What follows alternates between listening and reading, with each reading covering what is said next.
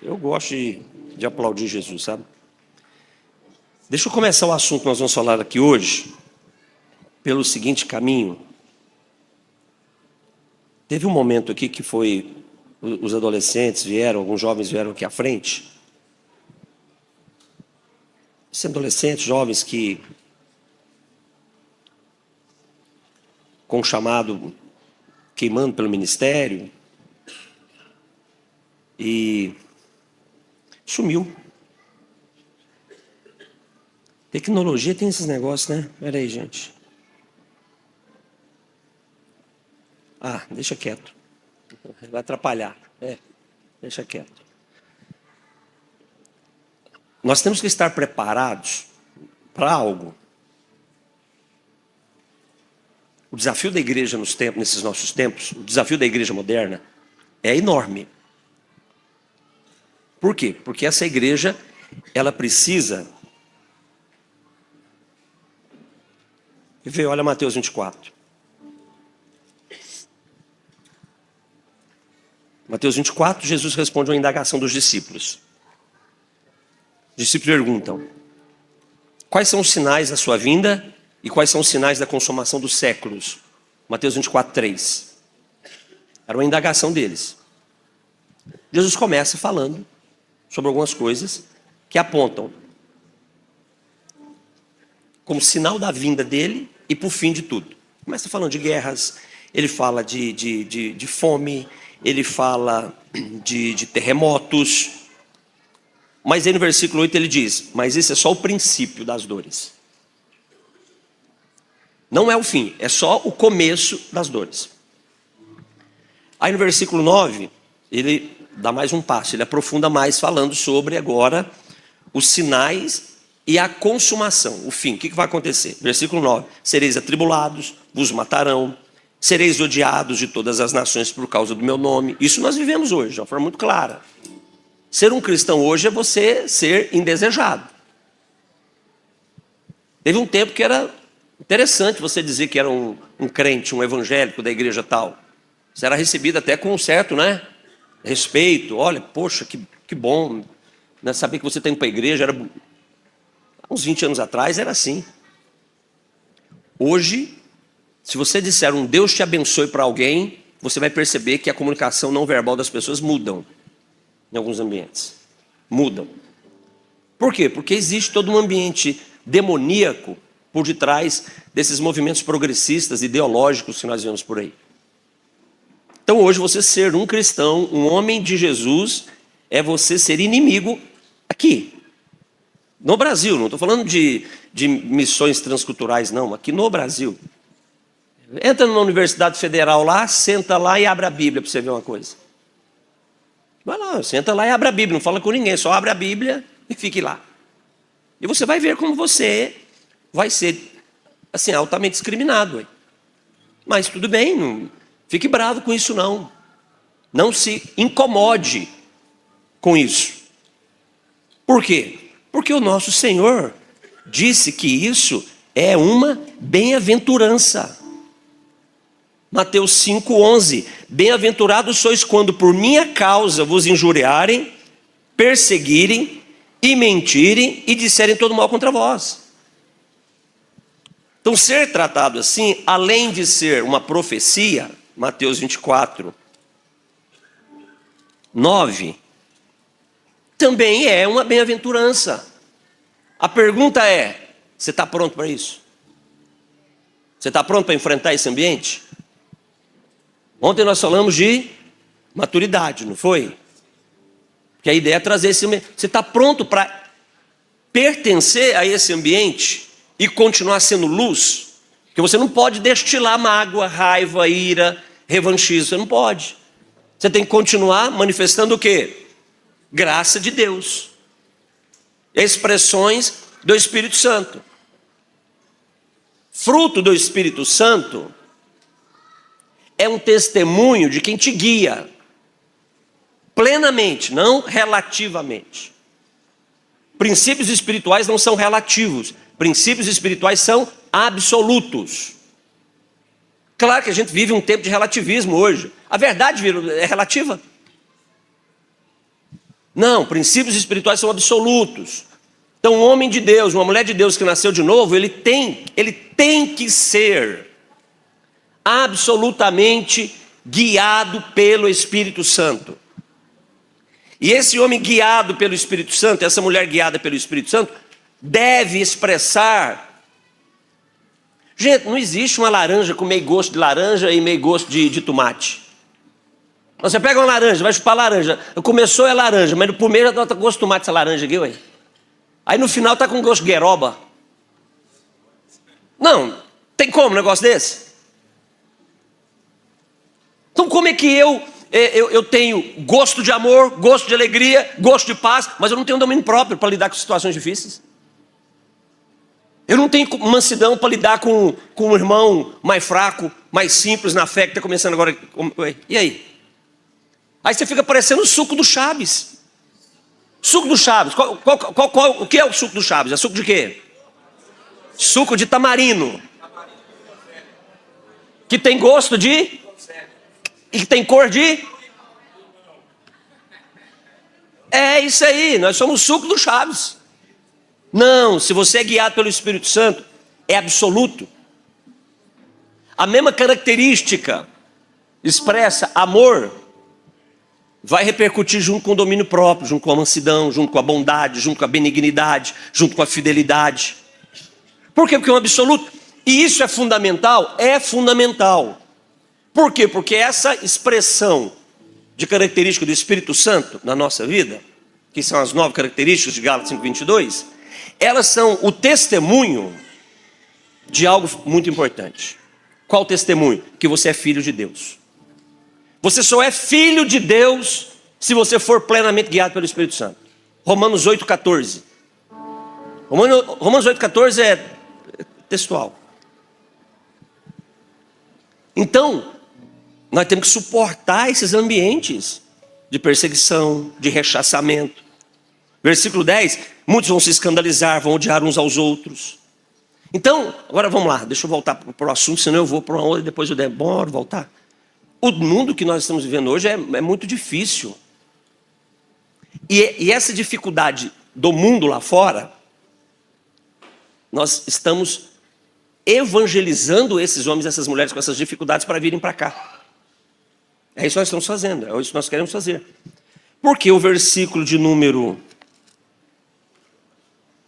14 diz: e será pregado esse evangelho do reino por todo o mundo para testemunho de todas as nações. E então percebe que vai ter uma graça muito grande de Deus sobre a igreja para ganhar essas almas, apesar de todas as dificuldades. Vai ter um avivamento, vamos dizer assim, vamos chamar assim, né? Que não é o avivamento lá de Joel ainda, mas vai ter um mover do Espírito Santo sobre a igreja para ganhar pessoas, né? De todo mundo, apesar desse diagnóstico de Mateus 24 que nós estamos lendo, apesar da força dos falsos profetas, que terão muita força, eles fazem parte do pacote. Não adianta você orar para eles não ter força. Jesus disse que eles vão ter força. O Senhor Jesus disse, versículo 11, surgirão muitos falsos profetas e eles enganarão a muitos. Mas vai ter uma grande colheita.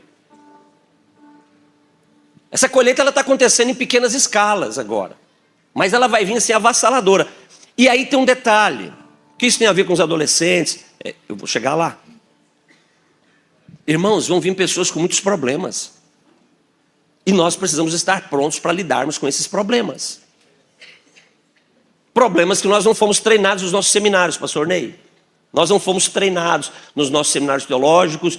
Poucas vezes nós, como pastores, reunindo, né? Naquele tempo de mesa de pastoral, tratamos esses assuntos. Nós vamos receber pessoas com problemas emocionais gravíssimos. Elas vão vir. Algumas pessoas com dificuldades emocionais, algumas pessoas com problemas emocionais, alguns problemas doentes emocionalmente falando. Elas vão chegar porque a igreja é a última barreira de recepção de salvação para esse povo. Essa solução não está num outro recurso, senão a igreja. O evangelho, ele é poderoso para salvar, para curar e para libertar essas pessoas. Ele pode estabilizar a fraqueza delas. Ele pode. Sabe, olha, deixa eu dizer uma coisa para vocês. Há uns 2 meses atrás, há uns 2 meses atrás, eu conversava com um dos nossos pastores. E ele passou um momento assim difícil, emocionalmente falando, sério, sabe?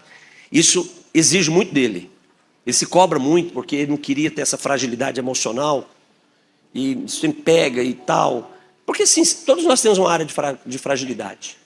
Só que essa área de fragilidade afeta muito ele, mexe com a autoestima dele e tal.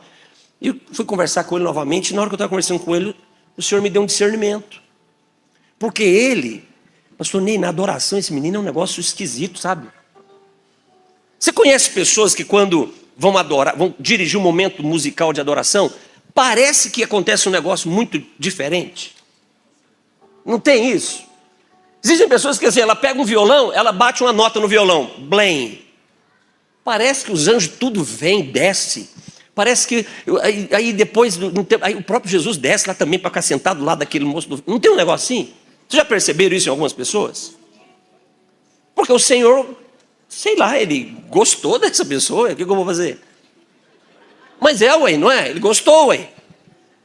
A gente vai fazer o quê? Foi com a cara dela, falou, eu vou lá. Tem pessoas que vão cantar, não sei nem de instrumento tocando. Ela faz lá um e parece que o negócio fica tudo cheio de Deus. E aí a gente faz aula, 5 anos, 10 anos, né? Fica normal. Tem pessoas que são assim. Então, e esse menino é assim, ele é assim. Eu falei assim, cara, você já parou para pensar? O Espírito Santo me deu um discernimento.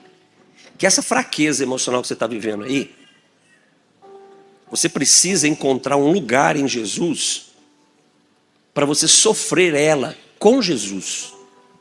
Seu problema é que você está sofrendo ela longe de Jesus. Sofre ela com Jesus, porque essa fragilidade sua aí, eu estou tendo a impressão que ele não quer curar você. Ele não quer te sarar dela. Ele quer deixar ela aí. Porque é essa limitação grande, grave, aí, que está te trazendo cada vez mais para os pés dele. Então fala o seguinte, assume essa dor, porque ela é momentânea, vai passar. Cada um de nós temos os nossos espinhos. Vamos assumir os nossos espinhos. Só que vamos sofrer os nossos espinhos aos pés dele. Então, só que até você levar alguém que sofre algumas dores aos pés de Jesus, isso demanda tempo, demora, crises, ela pode se perder. Então nós vamos receber pessoas com muitos problemas na igreja, problemas graves, causados, emocionais graves, causados principalmente pela ausência paterna. A ausência paterna, eu sou muito assim, cuidadoso quando eu estabeleço uma palavra absoluta, tá? Então eu tenho muita segurança nisso que eu estou dizendo. É a principal causa de desequilíbrios emocionais na vida das pessoas. O Senhor não criou o homem para ser órfão. Ele não criou o homem para ser órfão. Ele criou o homem, quando eu digo homem, eu estou falando da espécie, não do gênero. Ele criou o homem para ter pai, para ter mãe e viver em família. A família é a metáfora de Deus para nós, para dizer como é que vai ser a nossa vida com Ele na eternidade. Então, quando quebra isso, vai ter sofrimento. Então existem pessoas que elas vão demorar muito a amadurecer, outras não irão amadurecer, viu pastores? Elas não irão. Vai ser aqueles filhos, sabe, já de 30, 40 anos, está casado, trabalha, tem sua individualidade financeira, mas tem um nível de dependência enorme do pai. E a gente tem que estar lá, viu? Onde de repente o Lucão está aí? Vai estar aí com 80 anos, se Jesus não voltar. E é isso não está errado não. Isso não está errado. Só que os níveis de dependência, eles podem diminuir a frequência ou não. E a igreja tem que estar pronta para atender isso. Atender os irmãos mais novos que vão chegar, frágeis emocionalmente, para levá-los para um lugar de maturidade, para que nesse lugar de maturidade, eles possam conviver com as suas dores, conviver com os seus sofrimentos, conviver com as suas limitações e glorificarem a Cristo, apesar de tudo isso. Isso, queridos, essa é a realidade da vida, de uma vida cristã. Não chegou o dia que não vai ter mais choro. Não chegou o dia ainda que não vai ter mais choro. O que isso significa? Que ainda vai ter muito choro. Não chegou o dia que não vai ter mais dor. Significa que as dores existirão. Não chegou o dia que não haverá morte. A morte, ela é um fato real. Mas está chegando o dia que não vai haver dor, não vai haver choro e não vai haver morte. Vai chegar. A pergunta é: você vai estar lá nesse dia? Então percebe que a nossa vida aqui é esse desafio aí? É esse o desafio. Então, colocando essa introdução, eu quero ler com vocês Tiago. Tiago, capítulo 1.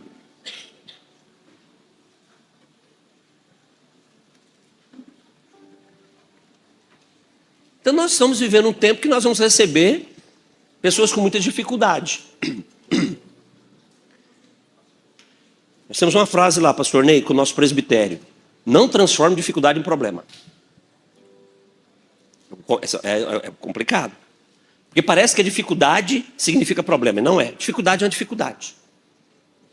Então, você ser exigido em não transformar dificuldade em um problema. Porque se você tem uma dificuldade, já está difícil. Se você transforma ela em problema, aí você se lascou.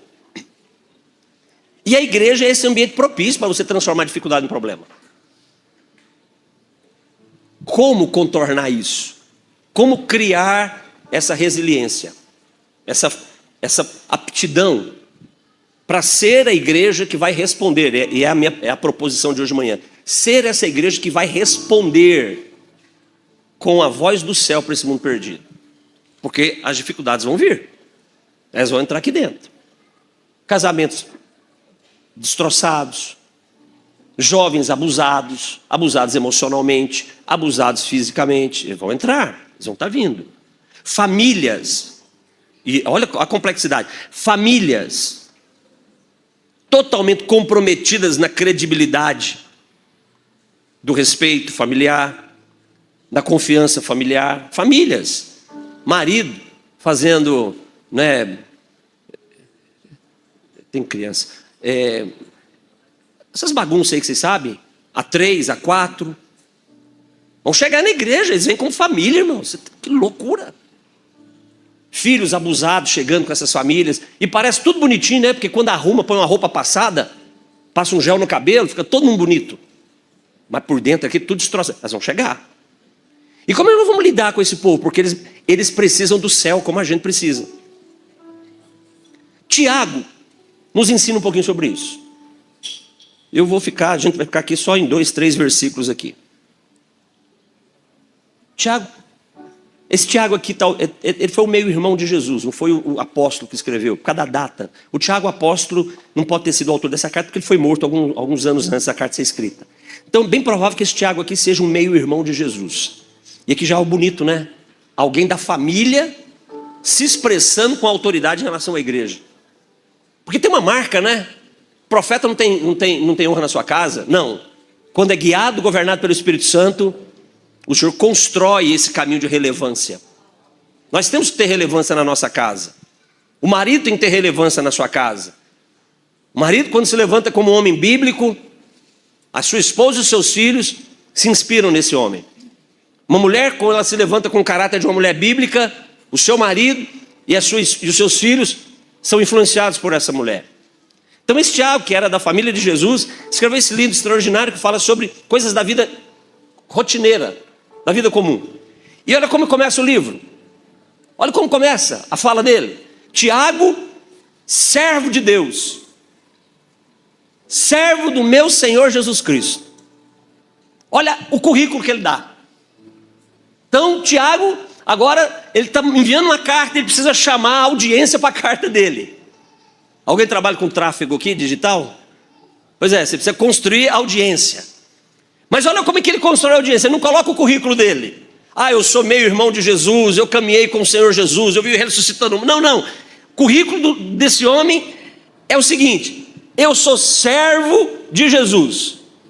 Ou seja, para ele, a maior glória dele, a maior expressão de autoridade, de dignidade dele, era ser servo de Deus. Nada para ele era mais importante. As igrejas que ele já havia ministrado, os acampamentos que ele já havia ministrado, os enfermos que ele já havia curado, a quantidade de almas que ele já havia ganho, tudo isso perdeu valor. As competências de ministro dele, tudo isso perdeu espaço para aquilo que para ele era o mais importante, para ele dizer a respeito de si mesmo para as pessoas. E o que ele dizia a respeito de si mesmo para as pessoas? Eu sou o Tiago, eu sou servo de Deus. Com exceção de Judas, não o traidor, mas o Judas que escreve uma das cartas, também ali da parentela de Jesus ali, Tiago é o único que se apresenta somente como servo. Não invoca nenhuma outra credencial. E quando eu olho para isso, o que eu penso? Porque nós podemos estar esquecendo de algo muito importante em relação à nossa missão, como salvos. Missão de salvo. Porque você, como salvo, você tem uma missão. Acolher essas pessoas com dificuldades que estão chegando à igreja. Cuidar dessas pessoas com dificuldades que estão na igreja. E esse caráter de servo, doulos, é o escravo aprovado pelo seu senhor. É escravo. Esse doulos, a gente esqueceu dele. Pastor Ney, a gente falou muito de paternidade, filho, tá certo, tem que falar, mas esqueceu que aqui o comportamento não é de filho para a missão, é de servo. João 1,12. Você crê em Jesus, recebe o poder de ser feito filho de Deus. Ok? Natureza. Então temos a natureza de filhos de Deus. Por sermos filhos de Deus, temos a autoridade de filhos de Deus. Mas a missão é de servo, não é de filho. A incorporação da identidade de filho, sabe quando vai acontecer? Lá no fim, se você vencer aqui como servo. Se você não vencer aqui como servo, você não vai receber a coroação, o momento de filho na eternidade. Apocalipse 21:7. Se você olhar no livro de Apocalipse, por 8 vezes aparece a expressão ao vencedor. 8 vezes ao vencedor, 8 vezes. 7 aparece antes da grande tribulação. 7. E depois, lá no final, tudo consumado. Milênio encerrado, grande tribulação encerrada, milênio encerrado. E aí o Senhor diz, o vencedor herdará todas essas coisas, e tudo de Deus é diferente do meu tudo. O tudo do pastor Ney é tudo que está na força dele, para a família dele. O tudo seu para sua esposa é o que está na sua força para sua esposa. O tudo de Deus é diferente do nosso tudo. Então todas essas coisas, tudo que foi criado desde a eternidade, o Senhor está dizendo, vai ser entregue para aquele que vencer. Por quê? Porque eu serei o seu Deus e você me será filho. Herança de paternidade é só na eternidade. A natureza é já, a autoridade é já, a exigência do caráter de filho é já, mas a missão não é de filho aqui. A missão é de servo. A missão é de servo. Você não pode esquecer disso. Porque se você esquecer, se eu esquecer, eu vou errar. Por que, pastor, que eu vou errar? É simples. Porque o filho até argumenta, mas o servo não tem argumento. O servo se submete. Não tem conversa. O filho, ele está num certo nível de liberdade, que ele pode falar dessa intimidade com o seu pai e se colocar no lugar de ambiente de intimidade com o seu pai. Mas o servo, ele entende, eu não posso confundir as coisas, eu tenho que continuar fazendo o que ele me mandou fazer. Jesus é o nosso modelo de paternidade, sim ou não? Jesus é o modelo padrão, absoluto. Olha o que está escrito a respeito de Jesus Então, dentro desse modelo de paternidade, lá em Filipenses capítulo 2. Olha aqui. Você é filho de Deus, natureza, porque você crê em Jesus. Você é filho de Deus, tem autoridade de filho de Deus. É exigido o caráter de filho de Deus. Mas para a missão é servo. Filipenses 2,5. A ordem do Espírito Santo aqui é uma ordem. Nós não podemos olhar para as Escrituras com um olhar de aconselhamento. Não pode. Você não pode olhar para a Bíblia com um olhar, com um coração de aconselhamento. Você tem que olhar para a Bíblia com um olhar de mandamento, princípio, ordem. É isso aí. Ele é Senhor. Um Senhor não aconselha. Um Senhor determina. Então a ordem aqui é: tende em vós o mesmo sentimento que também houve em Cristo Jesus. Isso é a ordem, Anderson. Está dizendo, você tem que ter o sentimento que Jesus teve. A pergunta é: que sentimento? O texto vai explicar. Pois ele, subsistindo em forma de Deus. E quando aqui fala de Jesus subsistindo em forma de Deus, aqui quando fala de Jesus sendo Deus, isso invoca a divindade do Filho de Deus. Então aqui está invocando a totalidade do que Cristo é. Ele é o Filho de Deus, Ele é Deus. Ele é Deus Filho. Então mesmo Ele subsistindo nessa identidade de Deus Filho, Ele não julgou por usurpação ser igual a Deus. Ou seja, Ele não se colocou no lugar para exigir essa autoridade, essa identidade agora. Por quê? Porque Ele tinha uma missão para executar. É isso que o versículo 6 quer nos ensinar. Que embora Ele sendo Deus Filho, Ele não fez uso desse atributo, dessa condição. Ele não exigiu isso. Por que Ele não exigiu isso? Por que Ele abriu mão dessa exigência? Porque tinha uma missão para ser cumprida. E para cumprir essa missão, Ele precisava assumir uma outra forma. Ele tinha que assumir um outro comportamento. Ele tinha que abandonar, deixar de lado algo e assumir uma outra postura. Versículo 7. Que postura é essa? Antes a si mesmo se esvaziou e assumiu a forma de servo. Pronto.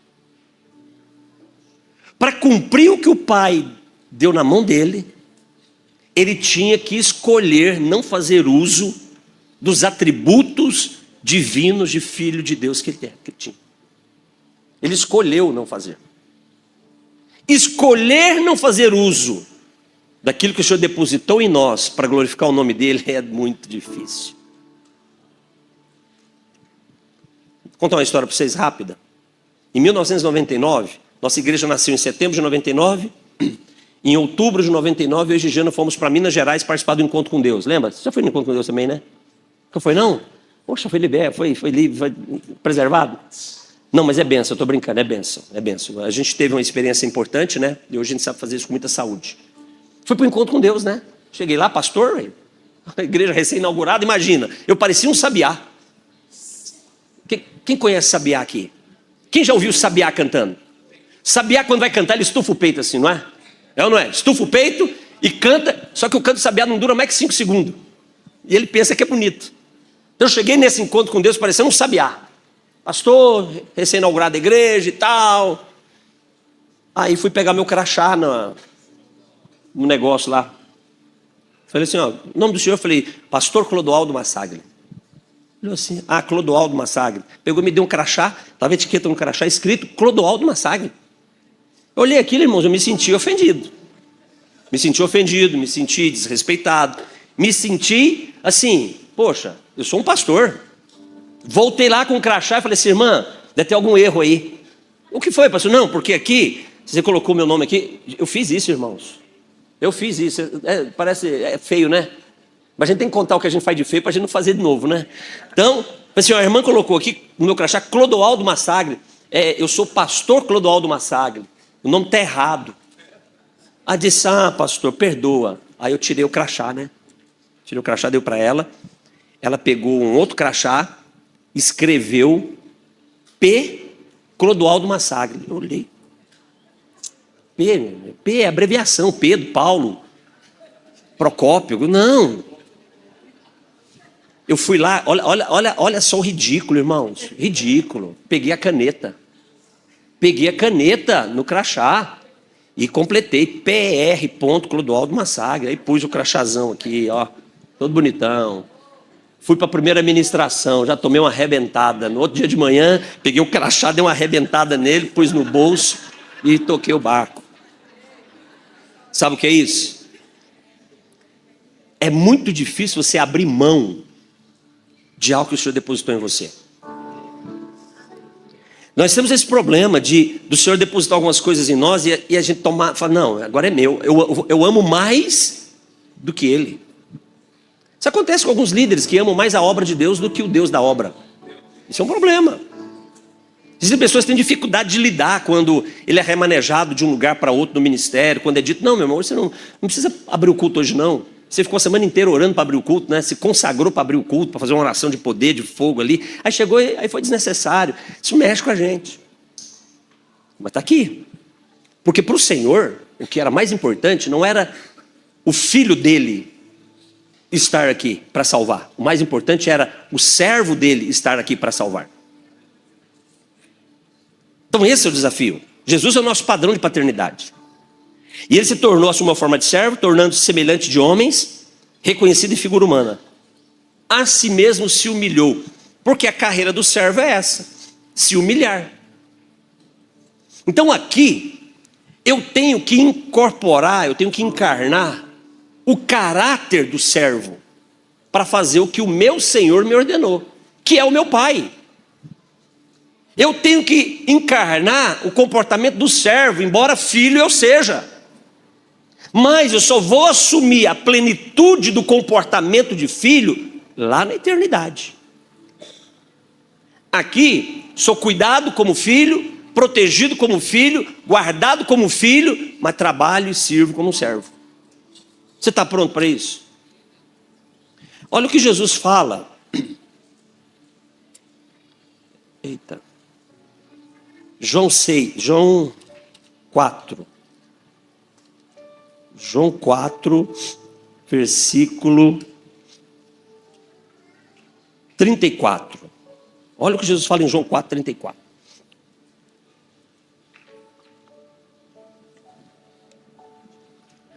A minha comida consiste em fazer a vontade daquele que me enviou. É o caráter do servo. Fazer a vontade daquele que me enviou. Servo é o desafio. Servo é o lugar a ser alcançado. Por que o lugar a ser alcançado? Porque a condição de filho você já recebeu crendo em Cristo. Condição de filho você já tem. Mas o lugar a ser alcançado agora é o lugar de servo. Então Tiago, ele começa se apresentando dessa forma. Essa foi a credencial dele. Essa era a glória dele. E ser servo tem algumas implicações. Eu quero falar sobre isso nessa manhã com vocês, colocada, posta essa introdução. Algumas implicações de ser servo de Deus. Porque nós estamos numa missão. Nós estamos aqui por causa de uma missão, queridos. A missão é pregar o evangelho a cada povo, tribo, língua e nação. Por isso nós estamos aqui. É por isso que ele não nos levou ainda. Ele te salvou e te deixa nessa zona de risco chamada mundo. Por quê? Se não porque ele precisa que algo seja cumprido. Então, eu preciso destacar essa característica de servo e colocar ela em ação. Só que isso tem algumas implicações. Primeira implicação de um servo. O que implica para a sua vida você de fato assumir essa condição de servo? Implica obediência absoluta. É obediência absoluta. O escravo, porque servo é uma palavra mais amena, mas a palavra grega doulos é escravo.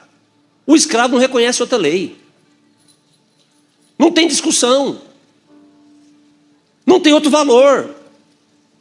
Não tem outro objetivo, senão cumprir a lei do seu Senhor. O servo entendeu que ele não tem direito nenhum mais. Ele não tem mais direito próprio.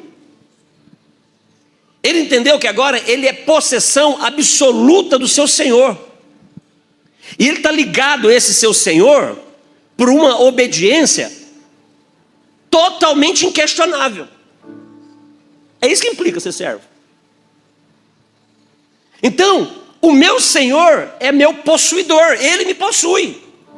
Eu sou posse dEle. Logo, não tenho direitos pessoais. E a minha obediência a Ele não tem disputa, não tem nada que dispute. Poxa vida, mas se eu for fazer isso que eu devo fazer para glorificar a Deus, eu vou causar um problema com a minha esposa. Eu vou causar um problema com meu marido. É uma questão difícil, sim ou não? Mas uma consciência de fato formada no seu lugar, em relação ao lugar que você pertence a Ele, esse assunto nem se torna pauta. Difícil, não é? Irmãos, alcançar esse lugar em Deus que a gente canta, ora, ele é muito caro. O Senhor falou para Isaías ficar pelado no 3 anos, só para dar um testemunho para a nação de Israel. Isaías não era um homem qualquer, não. Além de ter sido a referência profética que ele foi em relação ao Messias, ele era um homem de certa influência no contexto que ele vivia. E o Senhor deu uma palavra para ele: você vai ficar nu 3 anos, para dar um testemunho para esse povo ímpio aí. 3 anos? Vergonhas expostas. Por quê? Porque um servo, ele é inquestionavelmente obediente à palavra do seu Senhor. Porque ele sabe que ele não pode ter escolha. Ele não tem o que escolher. Ele perdeu o direito de escolher. Você perdeu o direito de escolher. Você perdeu o direito de, eu acho que eu quero. Não. Esse é o lugar que o Espírito Santo quer nos levar. Sermos guiados por Ele. Porque é só assim que o homem carnal vai sucumbir. Se o meu comportamento de servo em relação ao Senhor não estiver estabelecido, o meu homem carnal não vai ser vencido. Você não vai para a cruz. Não vai. A cruz não é um lugar desejável. A cruz não é um lugar querido. A cruz não é um lugar buscado. Eu busco pastos verdejantes, eu busco água tranquila, eu busco mesa posta na presença dos meus adversários, eu busco cabeça ungida com óleo, eu busco a sombra do Todo-Poderoso enquanto descanso, é isso que eu busco. A cruz está pouco na pauta do dia. Se não tiver consciência de servo, você não vai para o lugar que você deve estar e de lá não pode sair. Eu não vou. Porque a chance do homem carnal, a única possibilidade do homem carnal, do homem natural não triunfar, é se nós estivermos crucificados com Cristo. Então é crucificado com o Senhor. O que significa estar crucificado com o Senhor? Está no momento de vida semelhante ao momento de vida que o meu Senhor viveu aqui. E o momento de vida na cruz dele era ter sido açoitado por 2 soldados romanos especialistas em açoites. 2 soldados romanos o açoitaram. A tradição diz que um soldado romano tinha na ponta do seu açoite bolotas de ferro. Um outro soldado romano tinha pedaços de osso de carneiro. E ele foi açoitado por esses 2 soldados especialistas em açoites, publicamente. Isso depois de ter passado uma noite sendo interrogado e espancado e humilhado. Socos no rosto, parada na cabeça. Sabe-se lá a quantidade de hematomas que ele não tinha no corpo, no rosto. E agora foi para os açoites romanos. E agora ele tem que carregar a sua própria cruz até o Gólgota. Você consegue imaginar a cena? Aquela madeira roçando numa costa dilacerada. E ele calado. Para cumprir a profecia de Isaías, ele se tornou a ovelha muda da casa de Israel. Porque a ovelha que anda debaixo na direção do cajado do bom pastor, ela anda calada. Deixa eu te fazer uma pergunta: você é uma boa ovelha do bom pastor? Porque a ovelha do bom pastor é conduzida pela vara do seu pastor, pelo cajado do seu pastor, calada.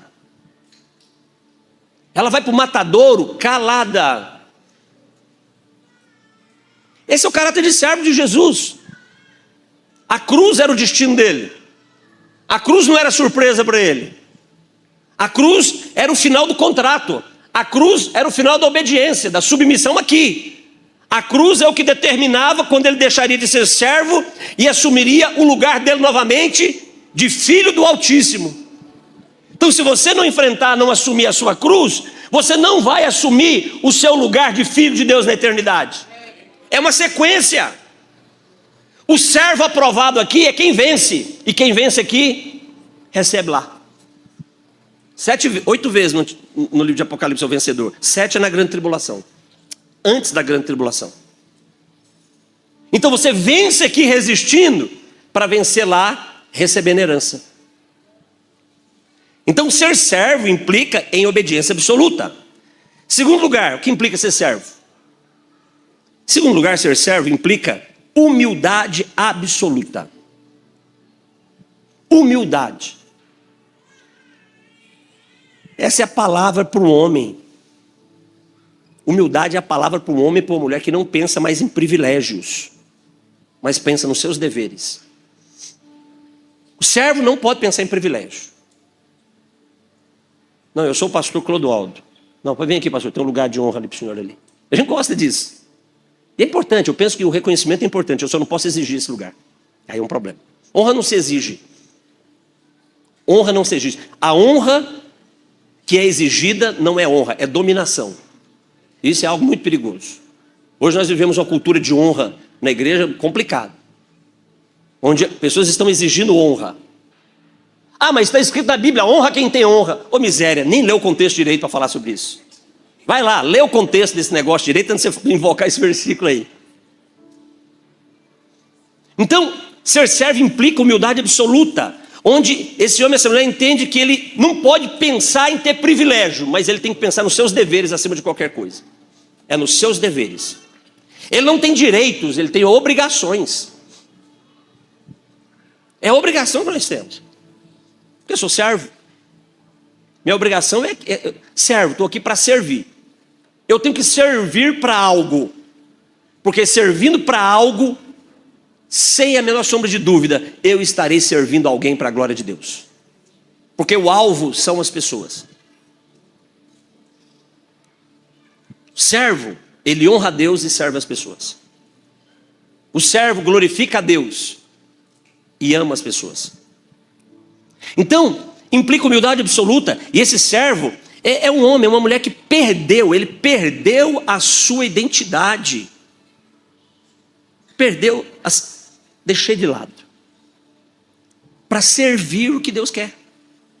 Porque fazendo assim, a identidade desse homem se perde na identidade do Senhor.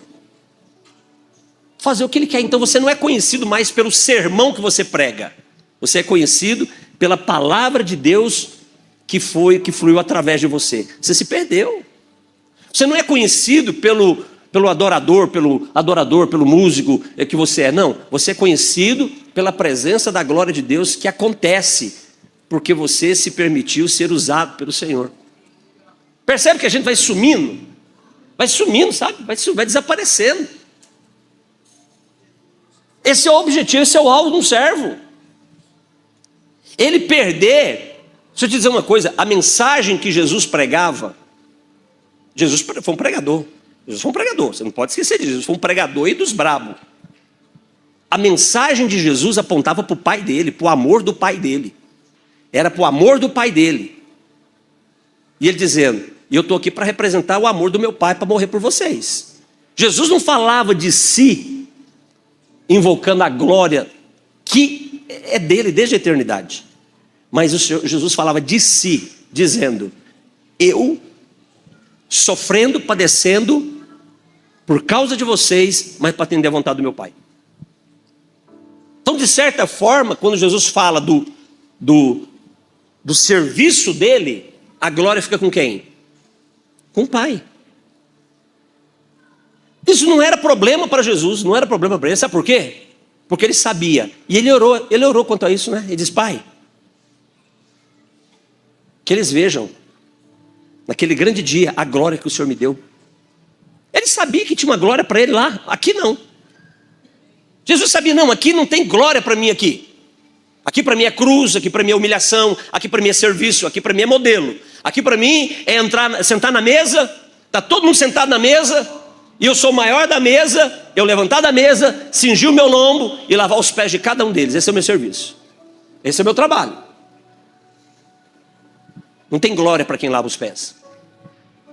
Tem glória para quem tem os seus pés lavados. Aí tem. Aí tem. Então, ser servo implica humildade absoluta. Um homem que perdeu a sua identidade para servir a Deus, ou seja, agora a sua identidade se perde na ação da soberania de Deus, governando e definindo e determinando os seus caminhos. É a soberania de Deus que determina para onde você vai, o que você faz, a hora que você deita, a hora que você acorda, o que você quer comer, o que você não deve comer, é a soberania de Deus. Deixa eu te fazer uma pergunta. Como você se sente em relação a essa palavra soberania de Deus? Que quer dizer, Deus pode fazer o que Ele quiser com você, o que Ele quiser. Se Ele quiser te fazer sofrer e definhar, Ele vai fazer. Como você se sente diante dessa soberania? Você se sente seguro ou ameaçado? Ele falou para Oséias, Oséias, você vai casar. Oh, que bom, Senhor, estava precisando mesmo, né? Não, mas você vai fazer um casamento diferente. Você vai casar com 2 mulheres. Não sei a intenção do profeta, né? Se ele já era casado, já tinha sido, não sei direito, assim, não dá para ter muita clareza ao certo a vida. Você falou que era 2, eu acho que era sofrimento para ele. Eu falei, poxa vida, agora 2, Senhor, né? Vamos lá, vou sofrer, aumentar o sofrimento. Não, mas não eram 2 mulheres comuns, eram 2 prostitutas. Isso é soberania de Deus. Fazer você casar com 2 prostitutas. Não era 2 prostitutas convertidas. Ele casou com 2 mulheres prostitutas que continuaram sendo prostitutas. Como é que você se sente diante da soberania de Deus? Como é que você se sente? Como é que você se sente diante da soberania de Deus dizendo, Abraão, pega o teu filho agora e me oferece ele como holocausto, sacrifício. Quero que você mate o teu filho. Como é que você se sente? Como você reage diante da soberania de Deus que quer contrariar os desejos do seu coração? Como é que você reage? Questionando ou crendo que apesar que o resultado seja extremamente doloroso para mim, Ele é poderoso para restaurar e tirar toda a dor de mim? Porque foi esse o pensamento que Abraão teve quando o Senhor pede Isaac para ele. A palavra de Deus diz que Abraão cria que o Senhor era poderoso para ressuscitar Isaac depois de morto. Mas Abraão tinha uma consciência sobre a soberania de Deus. Humildade. Para se perder na soberania do Senhor. Ser servo implica humildade absoluta. Essa humildade absoluta quer dizer que o homem ele literalmente negou-se a si mesmo. O processo da cruz, de sermos crucificados com Cristo, é um processo simples, porque é didático, não é muito complexo, mas exigente. Mateus 16, 24, Jesus diz que esse processo da cruz começa com alguém que quer segui-lo. Então você tem que seguir a Jesus. E aqui, claro, ser discípulo de Jesus. Discípulo é aquele que é construído na imagem do seu mestre. Então seguir Jesus, eu vou caminhar com Jesus.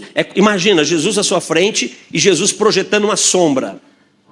Imagina isso, Jesus caminhando à sua frente, sol bate e projeta uma sombra. E você vem logo atrás de Jesus. E você vai caminhando de tal maneira que a sua sombra projetada alcança a sombra de Jesus e a minha sombra, gabarito, check. A minha sombra é como a sombra de Jesus. Os movimentos, as passadas de Jesus são coordenadas, sincronizadas com as minhas passadas. Os movimentos do meu braço, da minha cabeça, das minhas intenções, são sincronizados com os movimentos de Jesus. É isso que esse texto quer dizer, Mateus 16, 24. Aquele que quer ser meu discípulo tem que vir após mim. Tem que me seguir. Segundo lugar, tem que negar-se a si mesmo. Negar a si mesmo. E tem que tomar a sua cruz. É muita exigência, não é? Mas a recompensa é grande. Oh, irmão, deixa eu te dizer uma coisa. A eternidade com Jesus não é a surpresa do Kinder Ovo. Você não sabe o que é, mas compra 10, 5, 20, só para não ficar se divertindo com a surpresa do Kinder Ovo. Não, eternidade com Jesus é algo que não tem como imaginar a grandeza disso. Não existem coisas extraordinárias nesse mundo? Tem gente que está levantando acampamento só para curtir a piscina um pouco mais, né? Porque é bom um solzão desse. Se tem gente achando bom a piscina, gente, imagina o que não vai ter lá. A grandeza do reino de Deus. Só que para herdar lá, você tem que vencer aqui. Senão você não herda lá. Então implica humildade absoluta, negar-se a si mesmo, tomar a sua cruz. Ser servo de Deus é um homem que colocou uma palavra no seu vocabulário. E qual é essa palavra que faz parte do vocabulário dele e que ele convive com ela? Não. Porque a palavra mais dita para um servo é não. Não é assim. A palavra mais dita, a palavra que governa a vida do servo é não. Não, você não pode dormir a hora que você quer. Não, você não come a hora que você quer. Não, você não faz o que você quer. Não, você não tem o que você quer. Você tem o que eu quero, você recebe o que eu quero, você vai para onde eu quero. É porque você tem um governo sobre a sua vida. Deixa eu te fazer uma pergunta. Como é que você se sente compreendendo de forma bíblica, porque nós estamos com a Bíblia aberta, fazendo essas afirmações, mas contextualizando biblicamente. Como é que você se sente servindo um Deus que espera essa resposta sua? Talvez algum desconforto você possa sentir. E se você sente algum desconforto, deixa eu te dar um conselho. Volte para as Escrituras. Volte para as Escrituras, porque talvez você se aproximou desse ambiente de igreja baseado naquilo que você ouviu de algumas pessoas e não por aquilo que você ouviu do próprio Senhor na sua palavra. Apesar do ambiente parecer estranho, essa nossa relação com Ele, deixa eu te dizer uma coisa, é bom demais da conta. Como é bom ser servo de Deus. Porque mesmo sendo servo, não fomos destituídos da sua paternidade. Todo filho de Deus serve ao seu pai. Mas nem todo servo vai ficar na casa do pai, porque o lugar do escravo não é na casa do pai. João 8,35, Jesus fala sobre isso. Então é um comportamento que nós temos que aprofundar. Terceira implicação, em relação a ser servo. Primeira implicação é obediência absoluta. Segunda implicação, humildade absoluta. Terceira implicação, lealdade absoluta. Lealdade absoluta. Você falou sobre isso, né, querida? Aí. Lealdade absoluta. Não existe interesse próprio. Sabe o que vai construir deslealdade num coração? Quando há um interesse pessoal que quer corromper um interesse absoluto. Aí a deslealdade acontece. Quando é que amigos são desleais uns com os outros? Quando o interesse próprio corrompe o valor absoluto de uma amizade que tem que ser preservada. Quando é que a deslealdade conjugal acontece? Quando o interesse por um desejo sexual próprio corrompe o valor do matrimônio. Então deslealdade é quando o interesse próprio quer tomar a frente da minha caminhada. Um servo implica por ele lealdade absoluta. Tudo que ele faz para o seu Senhor. Ele não faz para si. Ele não faz para se sentir bem. Não, ele faz para glorificar o seu Senhor. Ele não faz para ficar seguro, para ficar bem. Ele faz para glorificar o seu Senhor.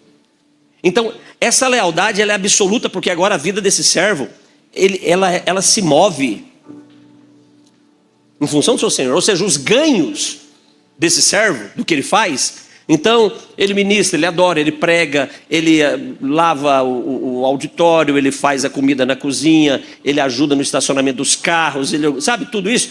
O ganho não vai para a conta corrente dele. Vai para quem? Para o seu Senhor. Pastor, mas esse trabalho não é importante? É, só que você não recebe mérito nenhum por ele. E ele não vai te salvar por causa disso, do trabalho bom que você faz. Ele não vai te perdoar por causa do trabalho bom que você faz, mas você e eu devemos a obrigação de termos essas boas obras.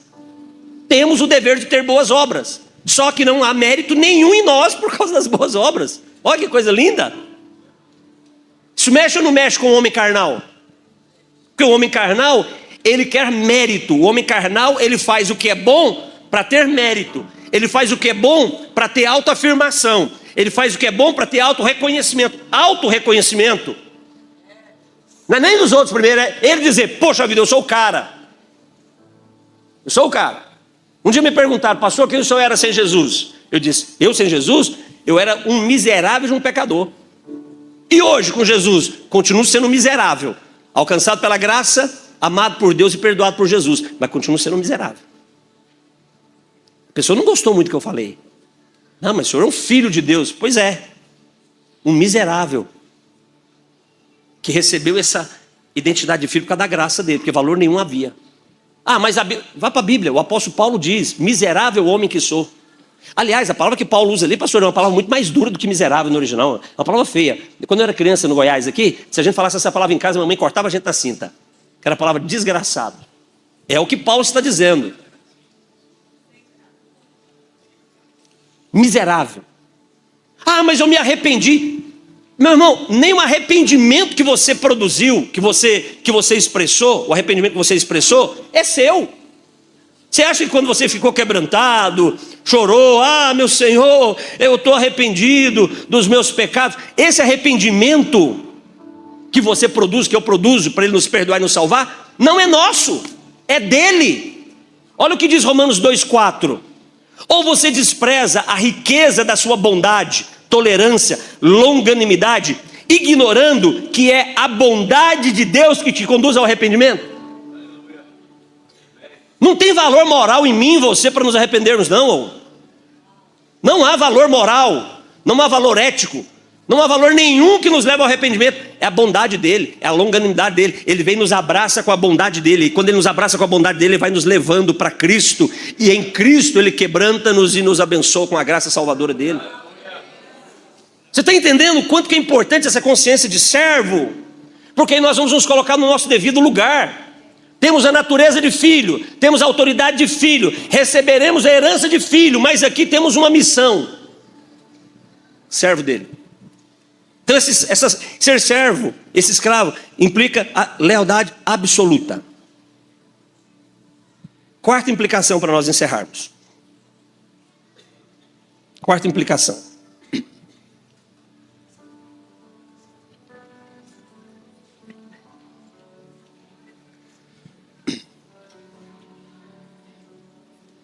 Obediência absoluta, humildade absoluta, absoluta lealdade. Só que a quarta implicação ela é meio estranha. Pode parecer contraditório, mas não é. Porque tem um pano de fundo em tudo isso. Humildade, obediência e lealdade absoluta. Qual é esse pano de fundo? É que essa palavra escravo, ela implica-se Tenha paciência, eu quero que você entenda. Então, vai com bastante paciência para você ouvir o que eu vou dizer. Ela implica um certo orgulho. Isso é bom aqui. Não é o orgulho maligno da individualidade, da autonomia, da autoafirmação, não. É aquele certo orgulho no sentido assim, puxa vida, que privilégio. Esse é o sentimento que implica. Puxa vida, mas que coisa grande, que coisa linda. Porque, na verdade, o ser escravo, ser servo, longe de ser algo desonroso, era algo que referenciava aqueles homens de Deus que foram muito significativos da sua época. Então, ser escravo, ser servo, então tem esse ambiente de orgulho, mas não um orgulho maligno, né, que gera a soberba, que gera a arrogância. Não é esse orgulho maligno. É aquele orgulho, aquela satisfação de dizer, puxa vida, eu sou servo dele. Inácio de Antioquia, já leu a história de Inácio de Antioquia?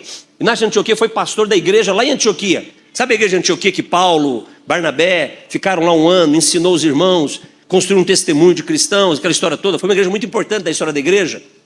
Inácio assumiu a igreja de Antioquia e pastoreou ela por um tempo. Perseguição do Império Romano veio e a igreja de Antioquia sempre viva. O Império Romano bateu lá, prendeu Inácio de Antioquia. Ele era um evangelizador. Prenderam Inácio de Antioquia. Inácio de Antioquia, então, agora estava sendo levado, preso, de Antioquia, da Síria, que hoje é a Turquia, para Roma. Uma viagem de semanas, meses.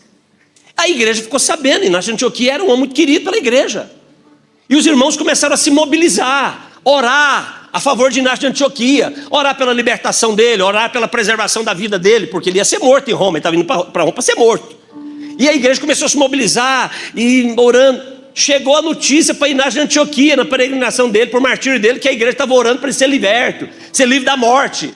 Ele ouviu aquilo, pegou uma carta e escreveu uma carta para todas as igrejas: irmãos, por favor, não tirem de mim o privilégio de poder padecer no meu corpo as dores por amar o meu Jesus. Pare de orar por mim. Olha que coisa linda. Sabe o que é isso? É essa quarta implicação de ser servo. Porque ser escravo, longe de ser desonroso, era esse título, essa marca, para homens que de fato se destacaram como verdadeiros homens e mulheres de Deus. Moisés, o mais importante. Moisés hoje é a figura que aglutina em torno de si as três mais importantes religiões do mundo: o islamismo, o judaísmo e o cristianismo. Reverenciam Moisés. Moisés era doulos, Moisés era escravo, era assim que ela era vista. O profeta Daniel, um dos profetas mais significativos do Antigo Testamento, quando vai falar a respeito de Moisés, no capítulo 9 de Daniel, versículo 11, ele diz: sim, toda Israel transgrediu a tua lei, desviou-se para não obedecer a tua voz, por isso a maldição e as imprecações que estão escritas na lei de Moisés, servo de Deus. Então essa era a definição de homens que assumiram uma vida diante do seu Senhor. Então não era algo desonroso. Isso trazia uma certa satisfação por de ser considerado aquele que serve à vontade de um Deus soberano. Malaquias fala sobre Moisés, capítulo 4, versículo 4 de Malaquias: lembrai-vos da lei de Moisés. O Senhor dizendo, isso aqui é um decreto do Senhor: lembrai-vos da lei de Moisés, meu servo. Ele é o meu servo. Caleb, que juntamente com Josué, escolhido com mais 10 príncipes, espiam a terra de Canaã, de Dan até Berseba, de norte a sul, voltam com relatório que a terra era extraordinária, mas 10 homens tinham um porquê. Deixa eu dizer uma coisa: servos de Deus não tem porquê. Servos de Deus ouvem o que o seu Senhor diz e executam o que o Senhor diz. Olha, a terra é boa, mas tem um porquê. Gigantes, povo mais forte que nós, um povo mais experiente que a gente, mais numeroso que a gente. Caleb e Josué se levantam: ei, parem, o Senhor falou que vai nos dar essa terra. Se Ele falou, Ele vai nos dar. Coração do servo. Caleb, como Caleb era visto?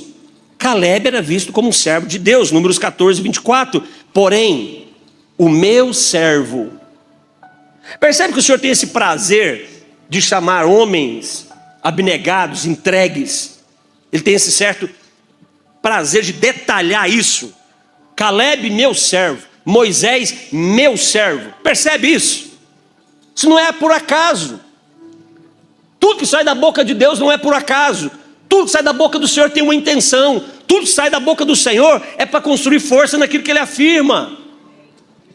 Isaías 20, versículo 3. Então disse o Senhor: assim como Isaías, meu servo, andou 3 anos despido e descalço.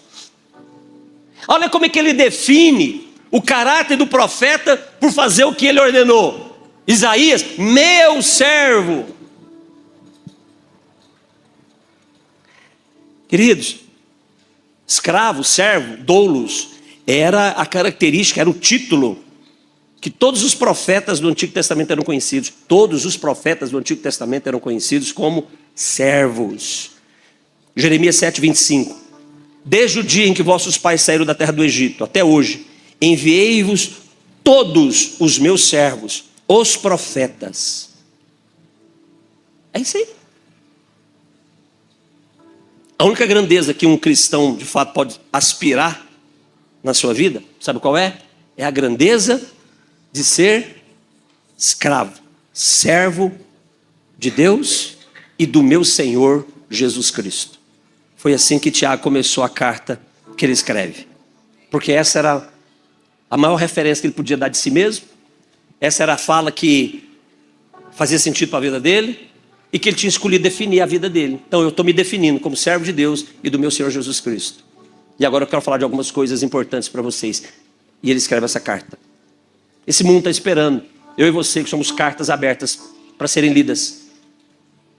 Eu e você somos cartas. Quando esse mundo nos pegar para nos ler, qual será a nossa apresentação? Como será que... O que vai gerar engajamento, né, na sua apresentação? Esse servo de Deus cuida da sua casa, cuida da sua família, cuida da sua esposa, cuida do seu marido, cuida dos seus filhos. Não para dizer para as pessoas que ele é um bom marido, uma boa esposa, um bom pai, uma boa mãe. Não, ele faz isso porque ele é servo de Deus e de Jesus Cristo e tem o dever de entregar sua família remida a Jesus. Esse homem paga suas contas, cumpre seus compromissos, cumpre a sua palavra, honra a sua palavra, custe o que custar, sofre dano, mas honra a sua palavra. Não porque ele quer dizer para todo mundo, não, eu tenho palavra de homem. Não, ele faz isso não é porque ele quer ter palavra de homem. Ele faz isso porque como servo de Deus, ele tem que honrar o Senhor que ele escolheu servir com a verdade na sua boca. Ser servo não é para nós. Ser servo é para ele. Somos servos para ele, para naquele grande dia recebermos tudo que de fato é para nós. O reino dele, porque ao vencedor herdará todas essas coisas. Vamos colocar de pés? Vamos adorar o Senhor? Vamos adorar o Senhor?